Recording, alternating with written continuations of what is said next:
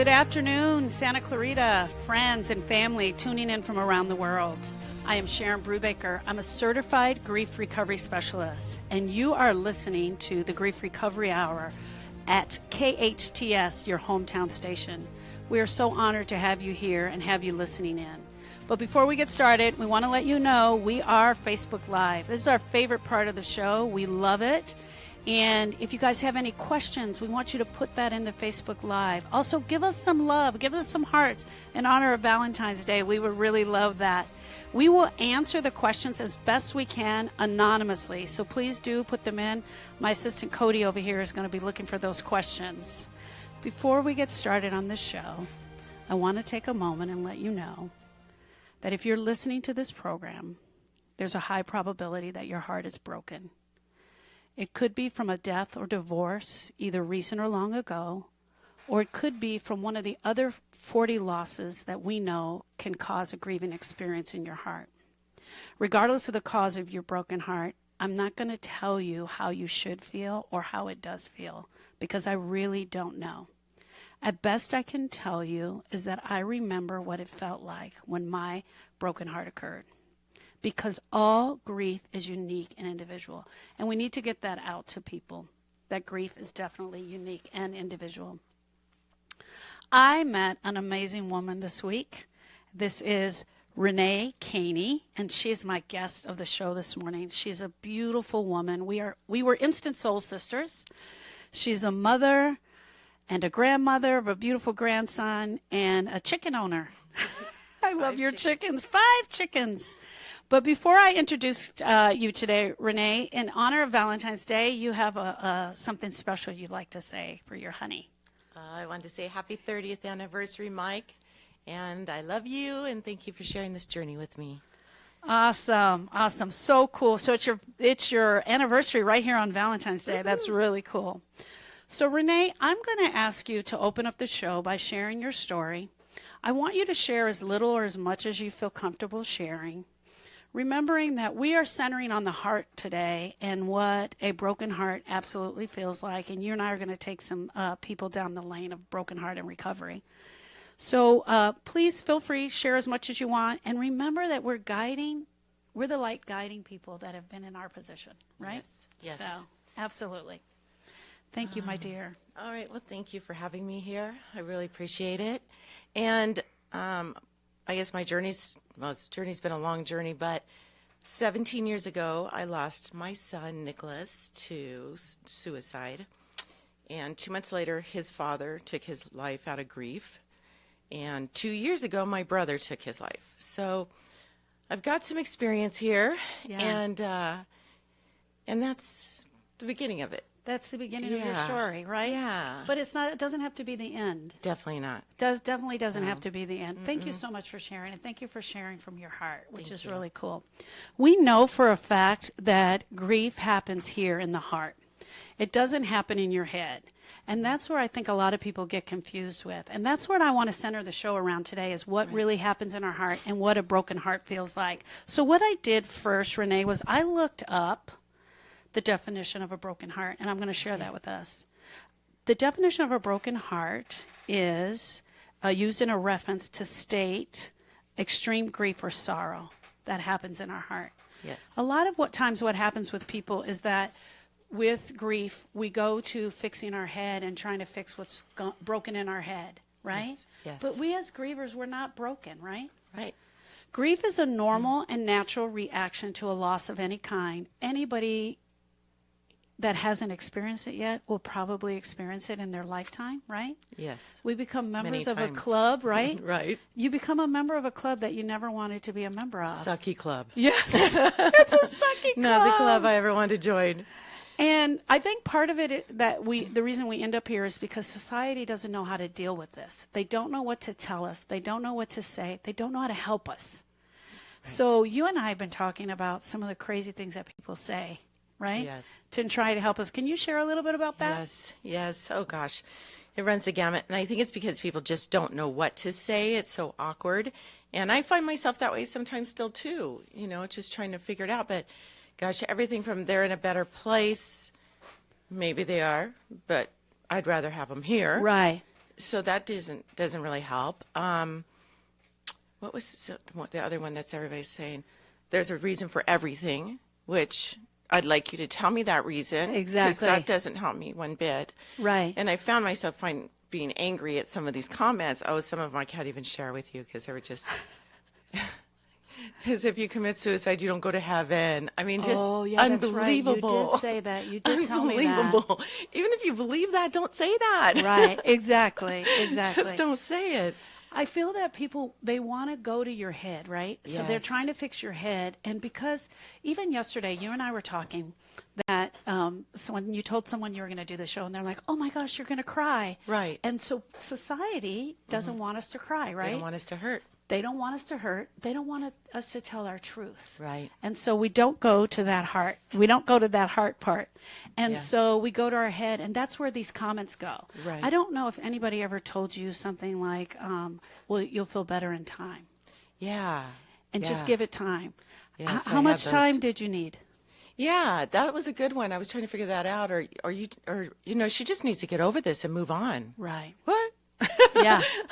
Yeah. Yeah. Because they've put on you what they feel is the right time for you to be Exactly. getting over that, right? And they're Right. going to say to you, hey, this is enough time.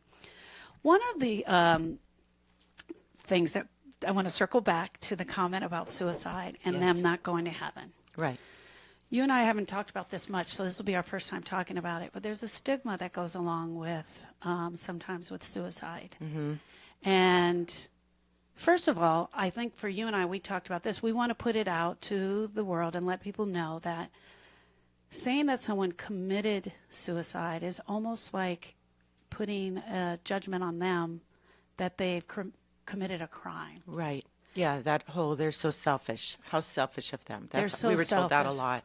Oh, really? Yeah, that's such a selfish act, and I don't walk in their shoes. I don't live there. I don't live in their heart. I can't make those calls. Yeah, exactly. So I never saw it as selfish. I just thought they must be hurting terribly. They must really be hurting. Yeah. But the correct way to refer to someone who has died by suicide is death by suicide or died by suicide. So I really wanted to put that out there today. So it is the politically correct way to talk about someone who has died by suicide. So I wanted to Right. put that out because I'm trying to get the word out so we can all start doing the right thing. But there's a stigma attached to it. Can you tell me what that felt like a little bit for you? Honestly, because it's been 17 years, I didn't think about the words much. Yeah. I really didn't. It didn't matter. The act was the act, Yes. and they were gone. Yeah. And I was left with the pain. Right. So I didn't really think about that, the whole politically correct thing. I get that some people would be affected by that, but I was not. Yeah. That's not my deal. Yeah. Now, did you feel that it was hard for you to say, my son died by suicide to when you were telling the story? Yes, it still is. How has the It still is. reaction been with society? That's where it gets to the, oh, I'm so sorry. And then I have to take care of them or what would you say, console them. Yeah. So then it's like, no, it's okay, but it's not okay. So I don't know, I find that, and like there's also the other one that many of us, I think anytime you've lost a child is, oh, how many children do you have? And then having Yes. to then make a decision at that moment to say either I have one child, which comes off really awkward, and then it looks like I don't know how many kids I have. Right. Because in my head, it's a lie.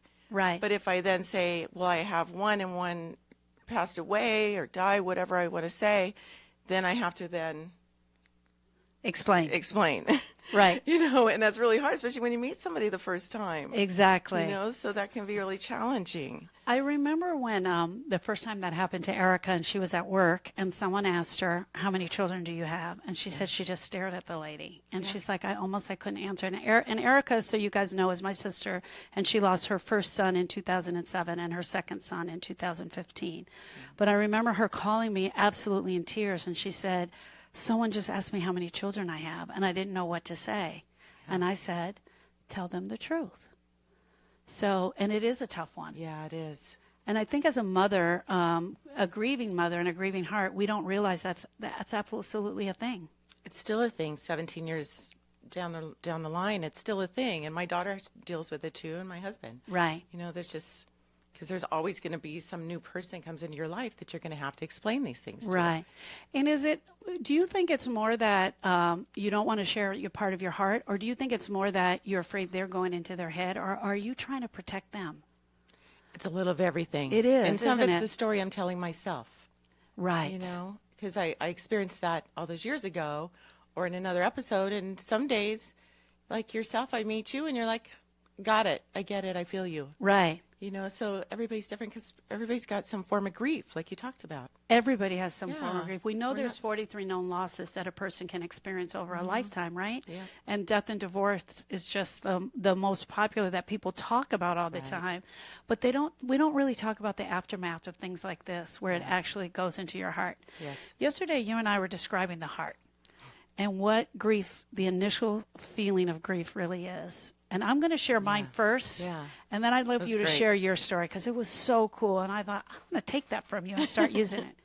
But I normally describe the feeling of grief, the initial feeling of grief, is as if someone took a knife and just stabbed me in the heart with it. And then I shared with you that that knife is just there. It's just in my heart. And no matter what way you turn, that knife is jigging in there, and it's burning and it's hurting. Yet people all around are talking to you, but no one is talking about the knife that's sticking out of your heart. They're not mentioning it. They're not referring to it. Right. And you're screaming inside, but what about this knife? But what about this knife? And you're not getting much of a response from it. Right. That's what it felt like to me. But for you, you shared a different story, which I really love, which is the rock story. Can you share that for us? Oh, gosh. Well, because I get people that ask me how long, when somebody else that's grieving will ask me, and it could be any form of grief, but they'll ask, how long is it going to be this painful? When will I get to move on?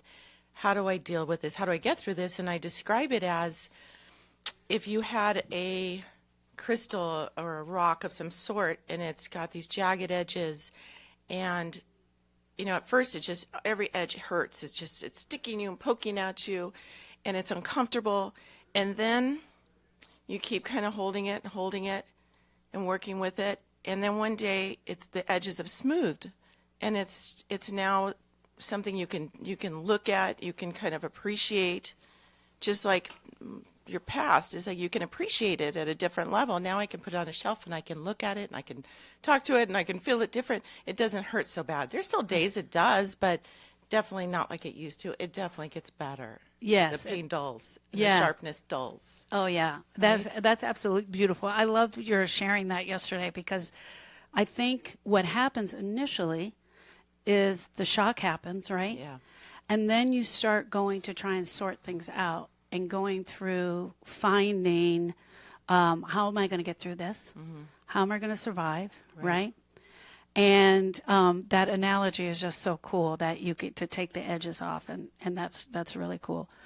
But there's something else that happens a lot, and we try to, I know it happened with me when Austin drowned. Austin was 10, and he drowned in Lake Havasu, was trying to figure out the why. Mm. Is that something that rings a bell for you? And that you really are trying to search the why, or could I have done things differently? Oh, always. Always. You go back and try to figure things out, or sometimes you blame yourself. Right. I had a lot of that. I had people come to me and, write me things about, I think I said this to you, is that, they would say like, oh, but you're such a good mom. You were such a good mom. And I honestly thought to myself, and actually said it out loud, which frightens me when I think about it, but I would say that good moms don't have their kids take their lives, or good moms, kids don't kill themselves. So, but that's not the truth. And that's not the truth. So it's taken me a long time for that. Yeah. Thank you. I know that sometimes we can get caught up in the why. We can get caught up in that, trying to get that why answered for ourselves. Mm-hmm. And in the process of trying to get the why answered, we don't look for help. We become the detectives. Mm-hmm. We become the police. Right. We are searching out the story from the moment after, and we just literally become the police. And for me, that letting go of the why at that point was when the real healing for me started, was when I was really able to get in there and start to do some of the work. What happens in grief recovery is that you got to go through it, right? Yes. You got to go through it. Go through it. And it's dark. It's ominous. It is not easy. Nope. And having a partner or someone to guide you and lead you on the way really helps. Yes. Really helps out. Yeah. Who was that for you? Well, my husband, I had my daughter. We went to therapy. The therapy did not help because, like you said, it was dealing with our brains, not our hearts. And that was really difficult. It was just awkward. That did not help us at all. We've had to do a lot of work in between because family doesn't always understand these things. Yes. And our friends didn't understand these things. Right. And luckily, I did have my clients. I'm a hairdresser, so I had clients, poor things, had to deal with me. They had to listen to your story. My story.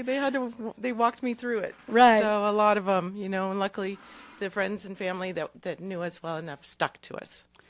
Helped us through. Right. And it's not uncommon for people, especially immediately after a loss, is to repeat the story over and over again. And especially repeat the story from the moment they found out. Yes. And you have a need to do that. And that I feel like almost that is a little bit part of the beginning self-care of really going in that area, because otherwise you're going to burst. Right. But the danger is, and tell me, Renee, you and I both said we've met people like this, that they're stuck in their story and they're just only telling their story. Right. Or they wear that loss like a crown, right? Yes. What stopped you from doing that? How were you not able to do that? Well, I think in the beginning I did. I just spilled all over everybody. Right. It was just, gosh, I just wanted people, I don't know, I wanted to get the pain out of me. Like you had shared with me the teapot story yesterday. Right. Yeah. About, if you don't, because I was trying to be so normal. My daughter had just turned 10 at this time. And so, it was like I was trying to be normal. I was trying to be the PTA mom still. And I went back to work immediately.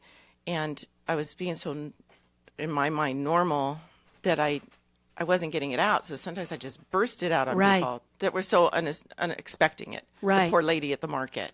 Right. So it's taken a while. Yes. So I want everybody to stay tuned. We're going to take a quick break. And when we come back, we're going to talk about that teapot and that heart that is just overflowing with pain and having to get that story out. Yeah. And you're doing a fabulous job, Renee. Thank you so much.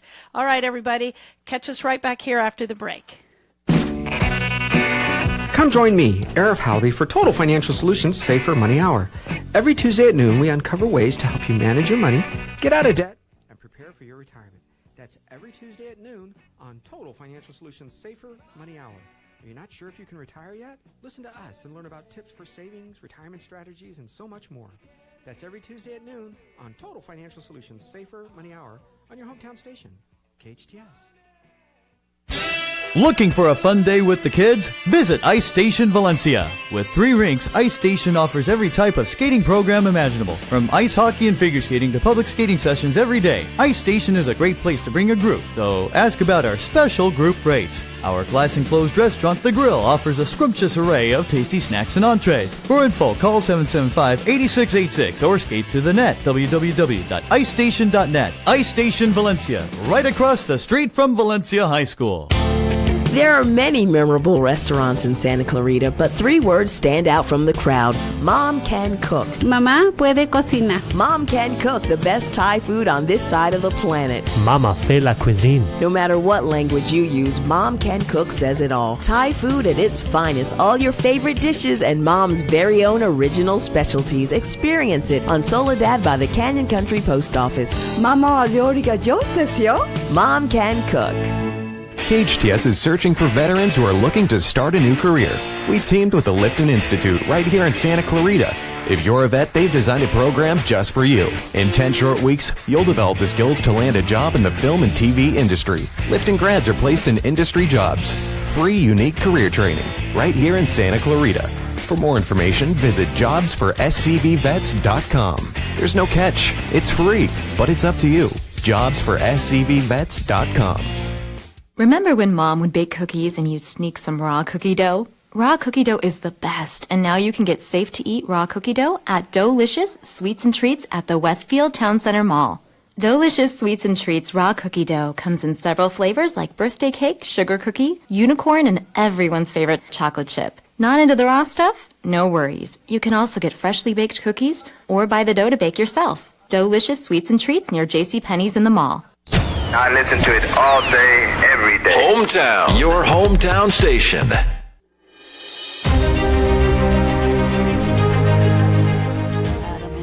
Hey everyone, welcome back. Sharon Brubaker here, Certified Grief Recovery Specialist. You are listening to the Grief Recovery Hour right here on your hometown station, KHTS. We are so excited to have you back. And just before the break, I was with my friend Renee, and she was sharing me her story of her life, and we are talking about grief and a broken heart. We are really trying to stay in the heart today because in honor of Valentine's Day, most importantly, but also because grief happens in your heart. It doesn't happen in your head. There are a lot of things that happen to us while we're going through the grieving process. But one of the things we were talking about, Renee, just before the show ended, before we went on our break, was the need to tell your story and the need to talk. And I shared with you yesterday when we were talking, it's almost like a teapot. So if you could visualize a teapot, and even under a little simmer, a teapot will start to boil, right? But if that cork is stuck in there, there's no way for that emotional pain to get out. Right. That emotional pain that's just stuck in there. So what happens a lot of times is that we find grievers, I hate to say this word, but they really kind of throw it up on anybody they'll meet, right? They really just, they're so dying to tell their story or have someone listen to them that they just have to tell their story. Yeah. And you were sharing that you got to do that with your clients a lot. I was very fortunate. And they would listen to you. Yeah, thank goodness we didn't have social media back then. It might have been really ugly. I just felt bad for the ladies at the market or anybody I saw. That would just you listen just to blurt it out. Right. They, how are you today? My son just died. Wow, that's an icebreaker. Yeah. Yeah. And so then you also can become like the broken record where you're just telling your story over and over again. Yes. And I'm not saying this to offend anybody in any way, but I want to let people know there is help for you. There is ways that you can go about getting the help for your heart. You shared that sometimes when you just blurt it out, that people, they don't know what to say, and they say that word that we always hear, I'm sorry. I'm sorry for your loss, which we hear a lot. But someone just asked a question on Facebook, and I'd like to answer that right now. Someone just said, and we're doing all the questions anonymously, so thank you so much. What can I say to someone that is actually grieving? And for me, I will share that I don't care to use the word I'm sorry or I'm sorry for your loss, typically because they've heard it so much or they're hearing it so much. You'll see me grab my heart. So if I don't say anything, I'll grab my heart. Or I'll say on social media, we just talked on social media, if someone posts something on social media, I'll type in, if I were near you, I'd give you a hug right now. Or I will just offer them a hug. Or, Renee, sometimes I will say things like, is it okay for me to give you a hug? I can't imagine what this must be like for you. I think those are all excellent. Yeah. When I see somebody, because I struggle with it just like anybody else. Yeah. I see people hurting, and I just want to hug them and love them. And so basically, I just tell people, I'm sending you so much love. Yeah, that's what I say. That's energy. all I can send. I can send you my energy. I can send you my heart. And that's really all I can do. And I'm sorry, because I am sorry. I am so sorry that they're going through that pain. Right, exactly. But I think just sending love and being there for people, like you said, and hugs. Oh my gosh! And it's okay if they cry. It's okay if they It'll cry. make you cry when someone gives you love. Yeah. And that's okay. And it's not always sadness. Yeah. Sometimes it's just either you're just releasing, or it's just so kind that it feels so good. Yeah. Exactly. And it's your teapot. Yeah. Your teapot. It's the overflowing of the love from your teapot or your heart. We know for a fact that sometimes people don't cry. And that's okay too. Right. Because you can absolutely be out running errands, doing stuff, getting ready. Your heart is absolutely broken. It's okay if you don't cry. Some people freak out when they don't cry. Right. I think that what happens with people is we don't want to make the person go to the tears, and so we avoid the conversation. Did you ever notice that people were avoiding talking about it at all? Oh, yeah. I had, a lot of family to this day don't mention him. It's like he didn't exist. And that's so painful. And I had a relative, I think I shared with you, that had a bunch of pictures of my family, and they had held them from me for so long because they didn't want to hurt me. And that was all I wanted. I just wanted those pictures. I wanted the memories. I want the stories. Tell me. Right. Say his name. Tell me about it. We want to hear those things. You Right. know? I felt like when Austin died, tell me if you can relate to this. I felt like when Austin died, if someone sat next to me and they would be sharing about Austin, whether they were emotional or not, it made me feel good to know that Austin was still alive in their heart. Yeah. Did it feel the same way about Yes. Nick? Yes. It feels good that someone is still talking about him, or they're remembering stories or sharing them. Yeah.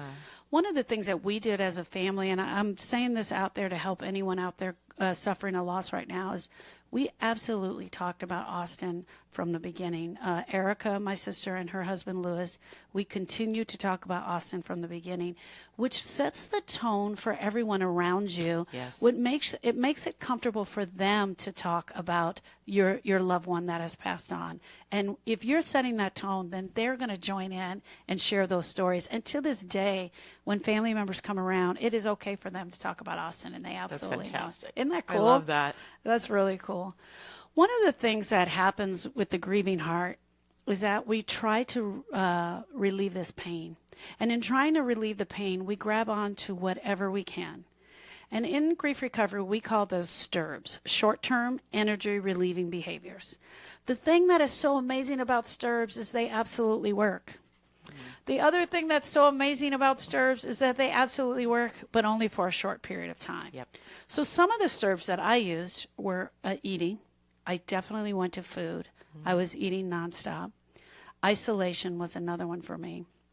And alcohol was a STIRB of mine that I absolutely used. We can get caught up in those STIRBs with really needing to relieve the pressure. Was there ever a time that any of the STIRBs really stood out for you? I did the same thing. You know, I was drinking wine every day on the dot because that was how I was coping. It got me through. Like you said, some of them do work. It got me through. I'm still alive because I had debated that myself. But it was really hard on my family. You know, I made poor decisions, and I wasn't present. I wasn't there for anybody. So even though I thought I was going through the motions, I wasn't. You know, you just can't be. So that was definitely one, and it pushed my family away, and it was hard on my daughter. Yeah. Yeah, so that didn't work, and I also isolated. I wanted to stay inside. Big in my isolator blankets, right here. under the blankets by myself. You know, check it out. It also, I definitely isolated. One of the things that I did do was I didn't want my children to see me grieve. And now that I'm a grief recovery specialist, I've learned that is absolutely a mistake. Yes. That they learn how to grieve by watching us. By watching us having those moments of breaking down, by watching us having those moments of crying, they absolutely learn how to grieve themselves. Yeah. So what I would do is I would go in the shower and I would cry and cry and cry. And then when the shower ended, I was like, okay, time to be strong. And then I would do that other thing, which was be strong. Yeah. You and I also shared, I didn't have this experience as much, but as a couple, you can grieve differently. Hugely. You hugely grieve differently. And you were using the wine, and then that could cause an effect right in there. I'm going to share also for me, and then I'm going to get that question out to you. But wine became a big coping mechanism for me after Austin died, and it was after Donovan died, in 2015, and I started drinking wine every day, and it absolutely became a mess in my family. And I realized that it was really the grieving that really catapulted me over the top. But I just share a little bit about what it's like when the couples are grieving differently. Let's see how in depth I'm going to get about Not that. Not in depth. So men, what I found, and with even other people I've spoken with, is men want intimacy a lot of times, immediately. And we, on the other hand, or I'll just say from my own experience, was I wanted nothing to do with that, nor really anybody or anything. So that can push your partner away. Yes. And, you know, and also with your kids, because I did the same thing you did. I kept trying to be normal. Right. And I did the same thing. And we'll talk about the shower thing. Yeah. Most all of us that have grieving, the shower is the thing. Yes. We cry in the shower for a long time. In fact, it got to the point where my husband's like, you need to go take a shower. Yeah. I was like avoiding the shower because it was just like my crying cubicle. Right. So when you said that, I was like, oh my gosh, I totally did that. And somebody else I know said the same exact thing. It's hilarious. But yeah, as couples, you know, I think we really had to come together and, like you said, and talk. Because we weren't talking. I wasn't brought up to talk. I didn't talk about sex. I didn't talk about relationships. I didn't talk about my feelings, really. I didn't know how to do this. So when Nick passed and we went through this process, I mean, 2 months apart from my ex's loss as well, I didn't talk to my daughter really about it. We just were like, okay, well, I guess we just get back to school and do our thing. Right. And that poor child, she was only 10. There was nothing out there to help her, nobody to help her. Who was she going to relate to? So I didn't really give her the tools. We talk more now. Right. But it's taken her a while because she didn't get those tools from me. You know, it's a gift that keeps on giving. Yeah, isn't it? So talk, please talk. If you had to give some advice to a couple, what would that be? What would that one thing be, do you think? I think giving yourself some time together, whether it's a date night. Yeah. Just turning off everything and just really just being together. We used to take drives, you know, because driving, I think if you've got kids, you know that as soon as you get in the car, you can talk. Yeah. It's you don't have to be face to face, so it's just so much easier. Right, right. We have great in-depth conversations on the road. It's awesome. Yeah. Exactly. And we also, you know what, another thing we did, I always keep a pad of paper with me. Yeah. When we went away with my daughter not long after, because we just needed to escape, we went to San Diego, and one of the things we did is I took a pad of paper and just out of, I don't know where, I started writing, and I said, what do we want to do with this life? What are we going to do next? Because we need to have some goals. We need to have something to look forward to, some vision. So we started vision casting for our family. And it was everything from, you know, just, I mean, we had Hawaii on there. We had all kinds of little things, just, you know, going to the movies, all kinds of stuff. And you know what? The next year I found that list because I didn't consciously go through it and check. I kind of lost it, actually. Right. But when I found it again, we had done almost everything on there. Oh. And it gave us something, because you got to have something, you something have to to have look forward to. You have to hang it on. You have to hang that heart on something. Otherwise, it'll take you with it. Yeah, for sure. So that was really good for our hearts. What a beautiful story. Oh, that's really cool. Thank you for sharing that. Yeah. So I just want to reach out to anyone who may be disturbing or using some short-term energy relieving behaviors and let you know that where you are right now is absolutely normal. But also understanding that these stirbs will help you loosen the tightness in that teapot that we talked about, but it's not going to fix it, and it's not going to fix your heart. And we know for a fact that some of the other stirbs that people can use are nail biting, gambling, lying, sex, smoking, drinking, overeating, isolation, gaming, watching TV, or fantasy, such as, you know, reading books and things like that. There are all so many areas that we can go into to avoid the pain, but ultimately the pain is still going to be there when we're done with those things. So, and we're here for you, and we're letting you know that it's definitely out there. I'm going to circle back real quick onto the things that the question was, what is something that we can say? Right. You and I were talking yesterday, and I say this a lot, and I love this, but if you said nothing, if I said nothing to you, but if I just imagined in my own head that I was a big giant heart with ears, and I just listened to everything that came out of your mouth, how much better would that have made you feel at that time? Like yesterday? Yeah. We did have a great time yesterday. She had really big ears yesterday on her gorgeous heart. It's amazing when you get with somebody that you can trust and connect with, how things that have been bottled up in you. Like, there's things that I talked about yesterday I hadn't talked about probably some to anybody, some for years. Right. And it was so helpful do I have a little regret afterwards? Because I feel a little like, oh my gosh, I just told you my entire life story in an hour, completely, since the date I was born. But yeah, so. So you tapped on something really quick, though. You have to trust the person you're talking to. Yes. You have to be in an area where you feel safe and comfortable, right? Yes, and that means, like, absolutely. we're not just talking, the person at the grocery store or the checkout stand. Right. You want to feel comfortable. You want to feel that you're in a trusting place. Yeah. If the person, the griever, does not feel trust, they're not going to really open up, right? So we had a caller that called in and wanted to ask us a question. We are not sure what happened. The phone got disconnected, but we want to let you know we're here for you. Please reach back out. Yeah. Renee and I would be here to answer any question. We're sending you out good energy. So much love. We are your heart with ears. Whatever happened, we're here for you. Please call back. We'll be hanging out at the show a little bit afterwards, for sure. So we're definitely going to be here for you. Okay. So I want to go into our area of what we call the new normal. Yay. It's kind of how I want to end the show, is My really favorite. going into what the new normal looks like. So we're going to take a quick break. And when we come back, we're going to talk about the new normal and what it looks like without your loved one. Stay tuned, everybody. We'll see you back in a minute. The best live theater can be found right here in the Santa Clarita Valley. The Canyon Theater Guild has been entertaining audiences for decades with top quality musicals and plays. Located on Main Street in Old Town Newhall, CTG also offers workshops for the young actor in your family. For more information, call the box office at 799-2702 or go online to canyontheater.org. Healthcare can be difficult if you're underinsured or have Medi-Cal. Samuel Dixon Family Health Center can help. Services are available on a sliding fee schedule. The mission of the Samuel Dixon Family Health Center is to give the Santa Clarita Valley access to affordable, quality primary care. There are 3 locations to serve you: Canyon Country, Newhall, and Valverde. Go to sdfhc.org for more information and to find the location most convenient for you. At City of Hope, we don't believe the future can wait for the future.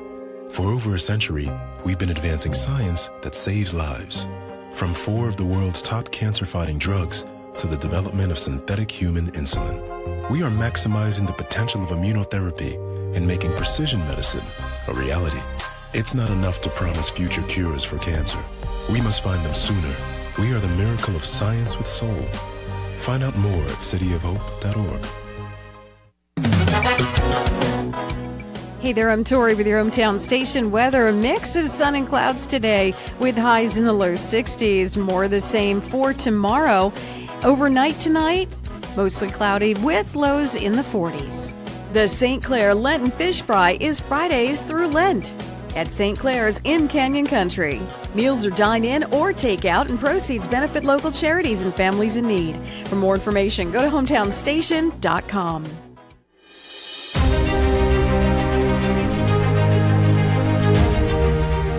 Welcome back, Santa Clarita, and all of our friends that are tuning in from around the world. This is Sharon Brubaker. I'm a certified grief recovery specialist, and you are listening to the Grief Recovery Hour here at KHTS, your hometown station. I have a beautiful guest here, Renee Caney, and she is sharing her life story with us. And we're taking a walk down memory lane, and she's been so awesome to be so open and really share from her heart in honor of Valentine's Day. We've been talking about not the perfect heart, but the broken heart. Mm-hmm. And we've been having a great conversation. Yep. And thank you so much. I'm so grateful for you being here and for all your honesty. Just prior to the break, we decided at the last segment, we're going to talk about our new normal. What it's like after the dust has settled and things kind of go back to normal, and you're in your new normal now. And we had a question that came across the Facebook Live is, when will I start to feel better? And that's a tough question to answer. I'm going to answer my part, and then you tell me what you think. But it's really tough because in grief recovery, we believe that you need to complete the areas in your heart that are left open or the parts that are broken. And I have honestly met people that have had losses in their life from 30 and 40 years ago that are still grieving those losses. So when will you start to feel better? And my answer to that is this. When you start to do your heart work, similar to your homework, and really go into your heart and completing those areas, you can definitely get some relief. You will definitely start to feel better. Other than that, I think people start to push down some of the pain, but it comes back up in little areas of our life. It comes back up even at happy moments of our life. Yeah. So the question is individual for each person because grief is unique and individual for each person. Right. What's your answer to that question? When we feel better, I think for me, what I would say is as you start walking through it and talking about it, like when Sharon was talking about with the kettle, getting some of that steam out and, sharing with people what's going on or going through, like the grief recovery, I think finishing up the cycle of it because there's so much unknown, so many things that we're trying to figure out still. I think also as you start taking care of yourself and coming out of those, what did you call it again? The things we do to get through. The stirbs, or what we call it, the things you do to get through. Right. All those things that are maybe self-destructive. Yes. So, when you start getting some clarity again, and you will get clarity again, you will. You absolutely will get clarity again, and your brain will start ticking again, and you will start thinking about those moments again. Yeah, it will come. Part of the new normal is self-care. Yes. I talk about this a lot. We have to do some self-care. Now, in grief recovery, we talk about the myth of keeping busy, and we can also think of keeping busy, self-care as keeping busy. I got to do all these things. That's not true. What self-care is, Renee, and I want you to share about this, the little things that you have to do for yourself to feel better in that moment, just for that 1 second. And you shared with me about getting energy and connecting with energy. Tell me about that. So after our losses, we went to some therapy, and we did find one lady that was great. One of the things I took away from it was that to get outside, and it was gardening, walking without my headphones, because if you have your headphones on, you might as well be in a cubicle. So what I do is, for one, breathing, making sure I'm taking those deep breaths, because I tend to hold everything in, and then you do want to burst, and getting outside and grounding myself. You can call it earthing, grounding. Get your shoes off, connect to the earth. That's what you're supposed to be doing anyway. We're part of this. We're part of the energy, right? Right. So getting my shoes off, getting my feet in the ground, going out, and then I can really stop and appreciate everything and find gratitude. And gratitude is really that's really what's taken me over the edge of coming back stronger. It's finding gratitude in everything and beauty in everything, coming out from the dark clouds. Yeah. Yeah. That's when things started to change for you. Yeah. And at some point you added chickens to this story. I have to share this because it's on our Facebook. You'll have to stay tuned for chicken talk. I think that's what we're going to call it. We're going to call her the chicken lady. Chicken lady.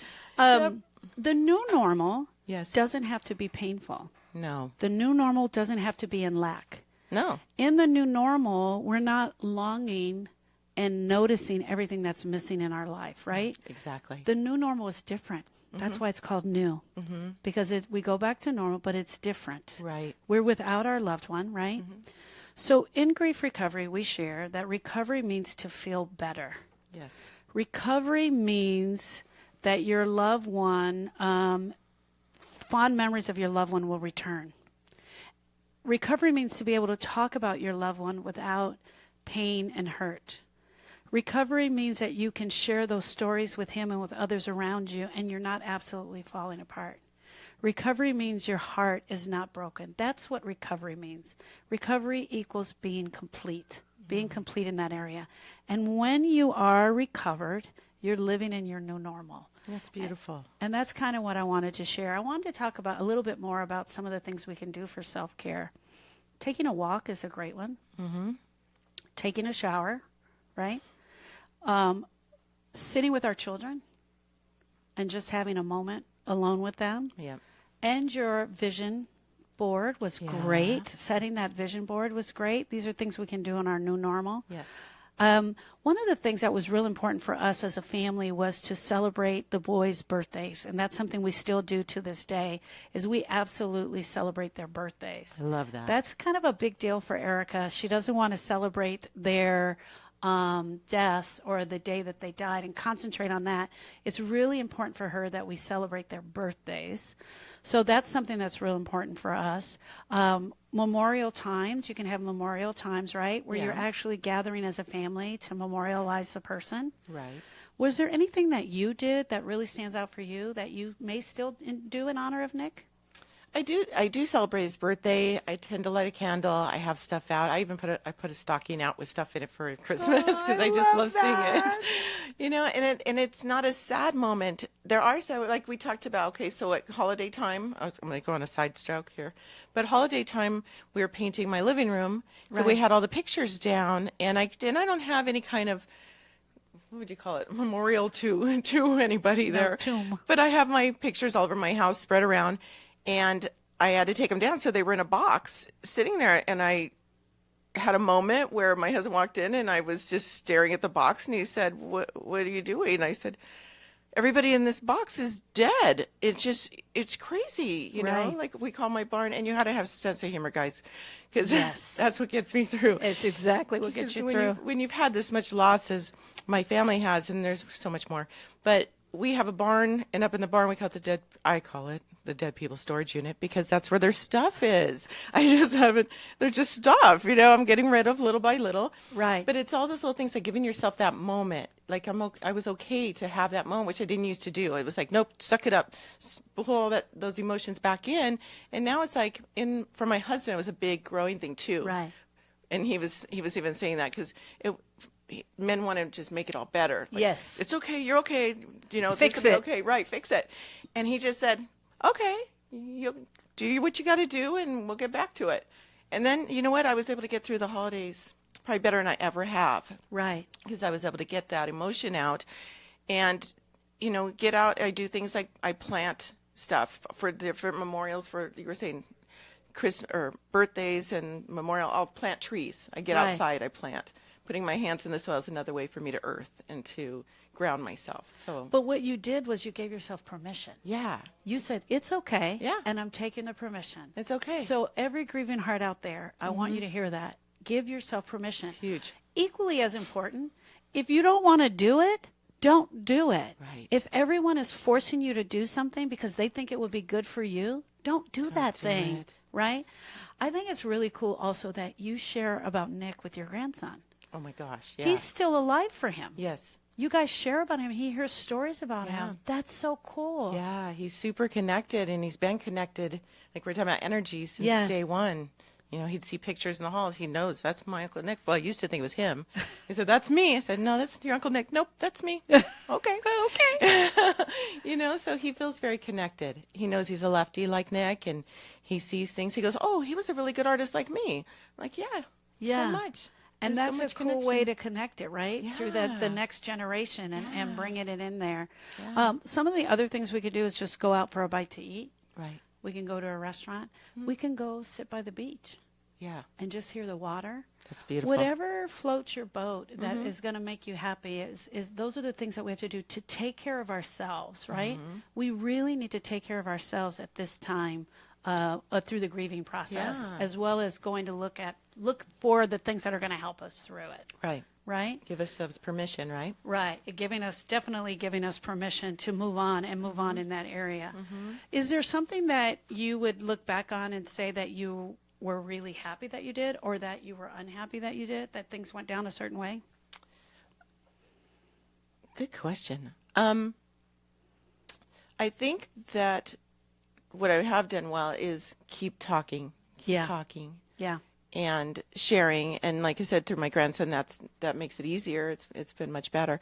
Also, giving myself permission, like you talked about that busy thing. Yeah, I used to do that. You know, I was helping run a nonprofit out here, and I had my own salon, and I had another business, and I felt like that was a badge of courage. You know, right. I'm okay, I'm doing okay, and I'm out there being busy. And I remember going to a board meeting one day, and it happened to be Nick's birthday, I believe, or his other date, but I went to this meeting and I sat there the whole time and people were fooling around and taking up time and I was so uptight. The whole time I was thinking, like, get it done. Like, we need to get out of here. On. We need to move on.